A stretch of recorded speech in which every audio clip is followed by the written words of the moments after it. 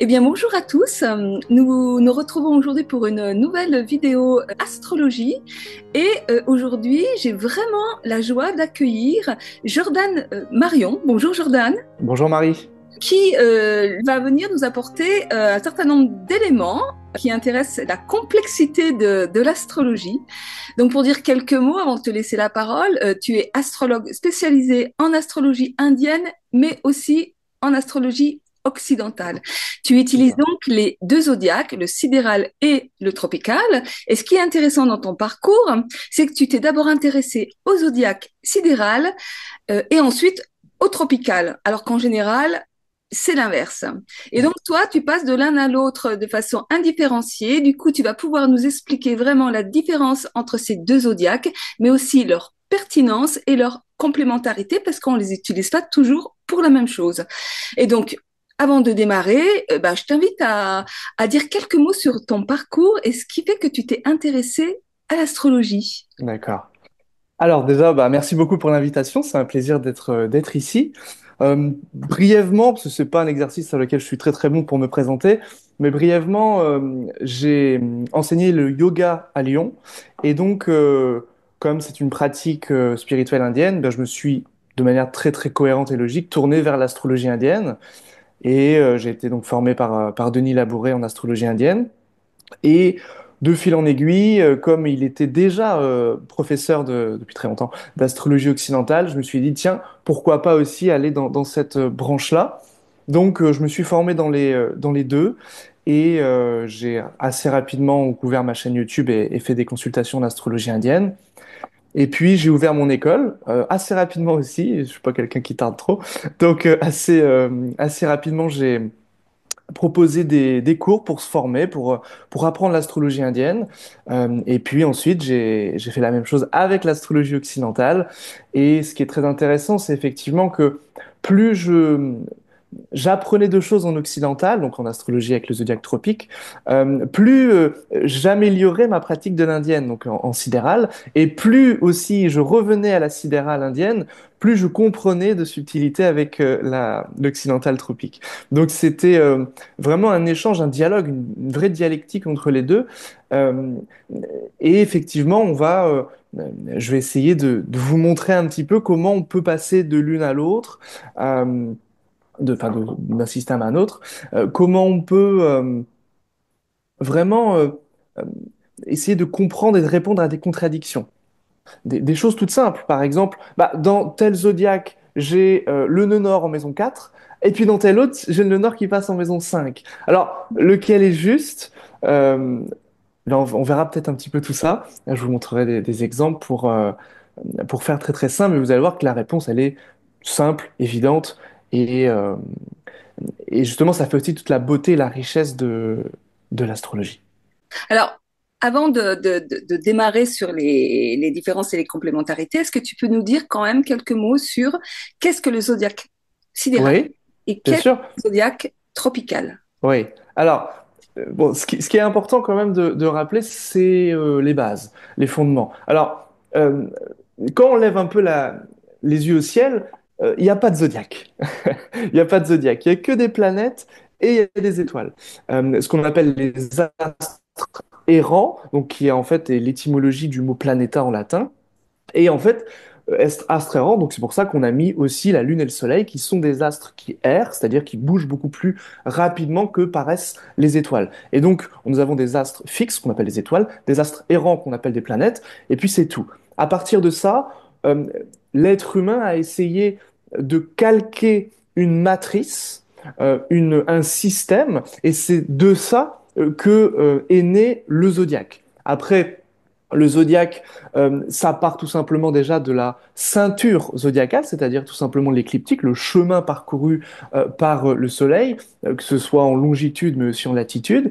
Et ce qui est très intéressant, c'est que le zodiaque sidéral se base de manière plus précise sur le placement des planètes dans les étoiles, et le zodiaque tropique se base au contraire sur la respiration du soleil au cours de l'année. C'est-à-dire qu'il y en a une qui se base sur la lumière, qui est l'astrologie tropicale ou tropique, qui se base en réalité sur le moment où le soleil est plus ou moins intense, c'est-à-dire en fait la durée du jour est plus ou moins longue que la durée de la nuit.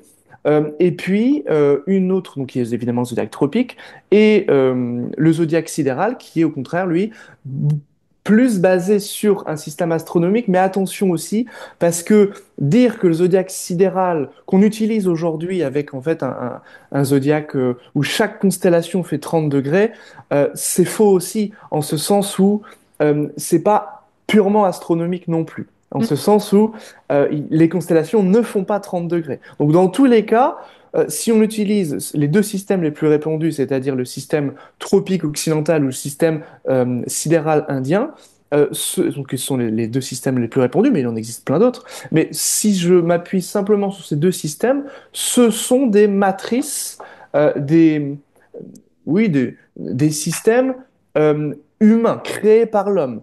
Alors, ça va fonctionner, les deux vont très bien fonctionner parce que les deux sont basés sur comment je peux dire, l'histoire en fait. C'est-à-dire que les techniques ont perduré dans l'histoire et on a travaillé sur ces systèmes au cours de l'histoire. Donc en fait, on a 2000 ans avec l'astrologie tropique, enfin à partir de Ptolémée à peu près, donc ça va faire à peu près 2000 ans, et on a une astrologie sidérale qui est un petit peu plus ancienne, donc on a au moins 2000 ans de pratique, de technique, pour effectivement enfin, travailler sur ces systèmes qui finalement fonctionnent en Alors, réalité. je voudrais que tu précises un petit peu quelque chose parce que lorsque tu Oui. dis que le zodiaque tropical fonctionne avec la lumière, puisque il y a le soleil qui est un petit peu au centre, et pas, alors je sais pas si c'est pas le sidéral, mais en tous les cas, enfin, ce que je veux dire, c'est que je ne sais pas si c'est ce que tu as voulu dire, mais en tous les Mhm. cas, quand on écoute les praticiens en astrologie sidérale,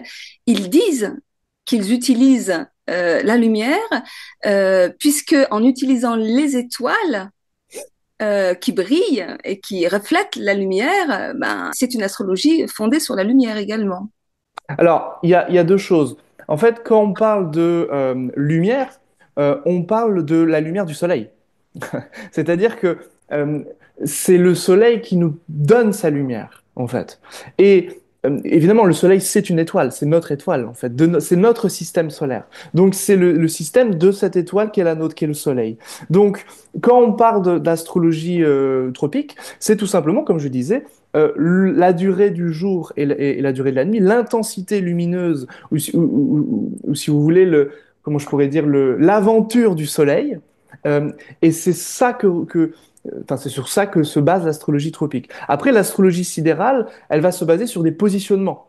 Donc, c'est-à-dire que elle va se baser sur, bah tiens, la Lune traversait telle constellation. Donc, effectivement, elle va se retrouver devant quand on va la traduire au niveau d'un thème. Effectivement, l'astrologie sidérale est donc moins basée sur la lumière euh, du Soleil, parce qu'on parle de lumière, on parle du Soleil, on ne parle pas de lumière des autres étoiles. Par contre, la lumière a toujours eu une importance dans l'astrologie, quelle qu'elle soit. C'est-à-dire que quand on va parler par exemple des éclipses, bah, les éclipses, c'est hyper important parce que c'est une baisse de température et une baisse de luminosité. Donc forcément, ça donne énormément de confusion, ça donne énorme, c'est-à-dire en fait une baisse de clarté. Donc dans cette approche-là, n'importe quelle astrologie va avoir, effectivement, va mettre une importance fondamentale dans la lumière. Par contre, pour la construction du zodiaque en tant que tel, non. L'atropique, c'est la lumière, l'intensité du soleil, et c'est que ça en fait. Et la sidérale, au contraire, a une approche beaucoup plus astronomique et donc pas basée sur la lumière qui est plutôt symbolique, mais sur, comme les tropiques, mais beaucoup plus sur une approche scientifique, si je puis dire, ou astronomique. Et c'est d'ailleurs le gros argument, le grand argument des gens qui généralement font de la sidérale, c'est que il y a une approche plus scientifique, astronomique, donc plus réelle. Mais encore une fois, ça a aussi ses limites, cet argument, puisque chaque constellation ne fait pas 30 degrés. Alors on pourrait utiliser un zodiaque avec des constellations inégales, ça existe bien entendu. Le problème avec ce système, qui peut être un système très intéressant, mais le problème avec ce système également, c'est que quasiment personne n'a travaillé dessus. C'est-à-dire qu'il n'y a pas de recul historique comme on peut l'avoir avec la tropique, euh, occidentale ou avec la sidérale indienne, par exemple, ou sidérale occidentale plus moderne. Mhm.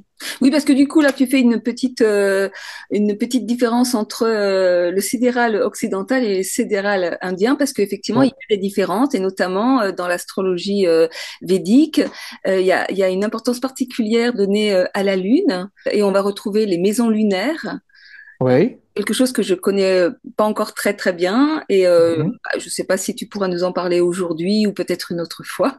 Oh, je peux en parler, oui, oui, il n'y a pas de souci.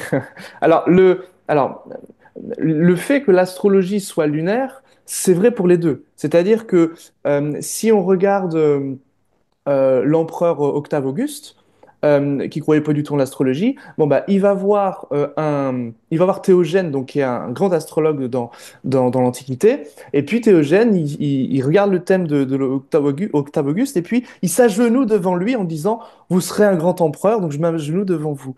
Et puis donc Auguste, qui croyait pas en l'astrologie, il se dit, bah, tiens, c'est bizarre, qu'est-ce qu'il fait celui-ci? Il s'agenouille devant moi, effectivement, il devient empereur. Et qu'est-ce qu'il fait? Il fait graver sur la monnaie une lune, pardon, un Capricorne. Et pourquoi? Parce qu'il avait sa lune en Capricorne, Octave Auguste. Donc, ce qui démontre que déjà la lune était dans l'Antiquité extrêmement importante. Et d'ailleurs, le facteur le plus important, ça a toujours été la lune et l'ascendant en astrologie, même dans l'Antiquité occidentale. Après, effectivement, c'est depuis Alan Léo surtout qu'on a considéré l'importance du Soleil en astrologie occidentale. Mais ça a été une erreur.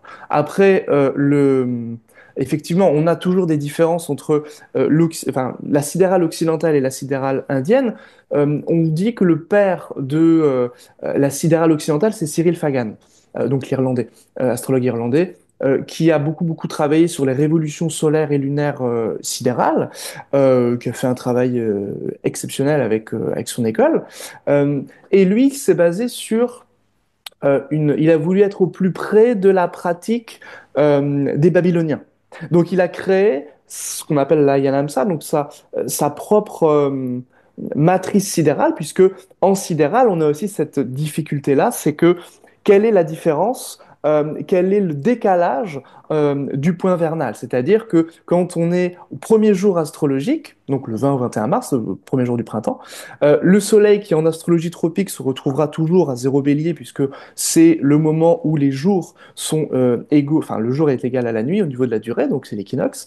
Eh bien, à l'équinoxe, le soleil va se retrouver, en astrologie sidérale, en poisson. C'est pour ça qu'on est dans l'ère des poissons. Et en fonction des systèmes, donc des différents Ayanamsa, donc un système babylonien, le soleil va se retrouver plus ou moins aux alentours entre 3 et 10 degrés. Je n'ai pas exactement parce que je ne travaille pas sur ce système-là. En Lahiri, qui est le système qu'on utilise en Inde, on va être à 7 degrés. Si c'est un autre système encore, par exemple, si c'est Revati, qui est le système qu'on utilisait dans l'Antiquité indienne, eh bien, on enlève 4 degrés. Donc, on va être beaucoup plus avancé. Donc, on va être aux alentours de 11 degrés. Voilà, etc., etc. Donc, en fait, on a aussi ce problème-là avec la sidérale, c'est que on doit trouver ce qu'on appelle Ayanamsa, c'est-à-dire le bon décalage entre enfin, du point vernal, c'est-à-dire du soleil au printemps et du soleil réel devant l'étoile, en fait. Donc ça, c'est aussi un petit peu problématique. Du coup, il y a une problématique quand même dans les deux zodiaques Oui, ou dans les deux astrologies, parce que finalement, en tropical, il y a une multitude de domifications qui peut oui, parfois nous mettre vraiment dans la confusion. Et dans oui, le sidéral, effectivement, il va y avoir une multitude de façons de fonctionner, où se situe le point vernal. oui, Et donc, du coup, ben, ça donne, je dirais, une espèce de mouvement à l'astrologie oui. de fluctuation qui est quand même assez cohérente avec la vie parce que la vie, elle est quand même dans cette fluctuation, dans ce mouvement. Et quoi qu'il en soit, c'est un système effectivement symbolique, mais ça tombe bien parce que nous sommes des êtres symboliques et donc ça nous colle quand même bien à la peau. Est-ce que tu peux dire quand même deux mots sur les maisons lunaires? Parce que c'est... Oui. Alors, les maisons lunaires, donc, c'est d'origine védique, c'est-à-dire que déjà donc à l'époque védique, c'est l'époque où furent écrits les Védas, donc moins 1500, moins 900, la plupart des historiens sont d'accord à peu près sur ce sujet-là, même si les Indiens ils veulent toujours que ce soit un peu plus antérieur. Mais donc c'est toujours un peu sujet à débat. Mais on va dire que grosso modo, entre moins 1500 et moins 900, époque où furent écrits le corpus sacré de l'Inde, donc les Védas, et puis un petit peu après les deux grandes épopées que sont le Ramayana et, euh, euh, et pardon, alors pas la Bhagavad Gita est compris dans le, ah mince, j'ai un trou.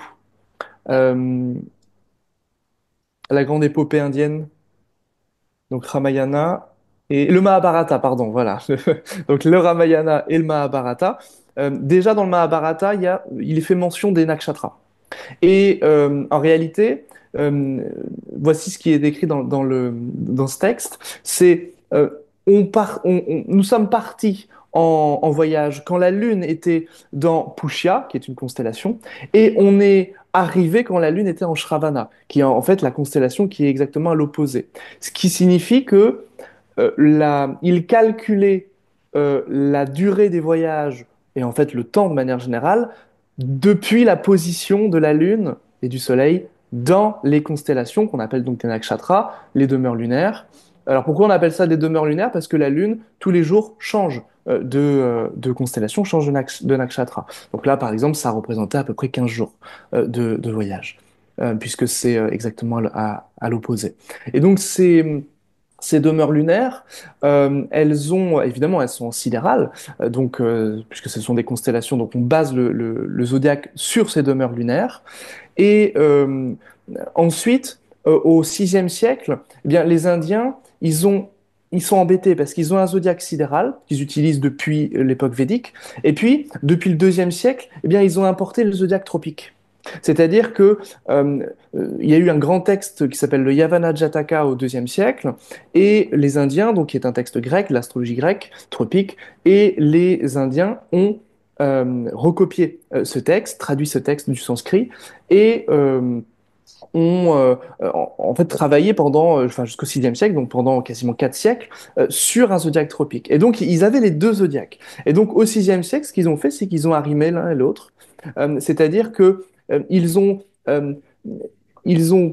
calqué les 27 nakshatras, demeures lunaires, sur les 12 grandes constellations, donc du Bélier au Taureau jusqu'au Poisson. Et c'est pour ça qu'aujourd'hui, on va se retrouver avec un zodiaque indien avec les 12 constellations, donc du Bélier au Poisson. Et dans ces 12 constellations, des micro-constellations, c'est pour ça qu'on appelle ça micro-constellations pour les distinguer, on peut aussi appeler effectivement des demeures lunaires. Voilà. Mm. Euh, et puis, bon, après, bon, c'est vrai que si on va du côté de l'astrologie arabo-perse, on retrouve aussi ces maisons lunaires au nombre de 28. Il y en avait aussi 28 à l'époque védique, on en a enlevé une. Mais effectivement, on va retrouver dans d'autres civilisations ces notions de demeure lunaire. Et puis, il paraîtrait, mais ça c'est encore sujet un petit peu à débat, à controverse, que ces demeures lunaires soient possiblement d'origine chinoise. Hein, c'est possible. Voilà. Cosmopolite. Ouais, ouais, ouais. Donc après, bon, ça va être le boulot des chercheurs, des historiens, etc. Un petit peu comme l'histoire des spaghettis, qu'on croit que ça vient de l'Italie, alors qu'en fait, ce serait chinois. Voilà. Voilà, c'est ça. Mais quoi qu'il en soit, les Indiens ont énormément bossé effectivement sur les nakshatras, un petit peu comme les Occidentaux ont bossé sur les étoiles fixes. Voilà, quand on a, comme Trump ou Macron, l'ascendant, le maître d'ascendant qui est sur l'étoile fixe Régulus, qui est l'étoile des papes, des rois et des empereurs et des présidents, bon, ça facilite un petit peu le trône, on va dire, l'accès au trône. Euh, Oui, d'où l'intérêt d'utiliser les étoiles, parce que ça vient en fait donner une autre dimension et parfois des choses qui ne se voient pas dans les planètes, dans la position des planètes, dans les aspects entre les planètes. Et d'un seul coup, ça va prendre tout son sens quand on prend en compte euh, les étoiles. Et c'est vrai oui, aussi qu'avec les demeures lunaires, à chaque fois qu'on ouvre la porte d'une demeure lunaire, on arrive dans une ambiance, dans un monde qui vient nous donner énormément de finesse dans l'interprétation aussi. ouais. de subtilité. C'est juste. Et ça nous permet d'entrer aussi pareil dans un monde qui est finalement complexe, extrêmement Ouais, complexe. oui, ouais, tout à fait. C'est, on peut l'entendre, enfin, de multiples manières, bien entendu, mais une manière dont on peut utiliser ces demeures lunaires, c'est quel mythe, au pluriel, quel mythe se joue dans notre existence. C'est un petit peu l'approche jungienne, en fait. Jung était très porté sur ça dans ses thérapies. Euh, et en fait, on retrouve exactement la même chose avec une approche un peu plus moderne de l'astrologie indienne. C'est-à-dire, chaque demeure lunaire va être reliée à un mythe, même plusieurs mythes la plupart du temps, ou plusieurs divinités. Et cette divinité, évidemment, a une histoire, a une légende, euh, c'est la mythologie, mais ça peut être aussi des textes. Par exemple, il y a une demeure lunaire qui est en lien avec le Ramayana, donc une des grandes épopées que j'évoquais tout à l'heure. Et effectivement, les natifs ceux qui ont la lune en fait ou l'ascendant dans cette demeure lunaire particulière, eh bien, la plupart du temps vivent des choses très similaires, analogues à Rama dans le Ramayana. Alors après, évidemment, dans le Ramayana, il se passe plein de choses.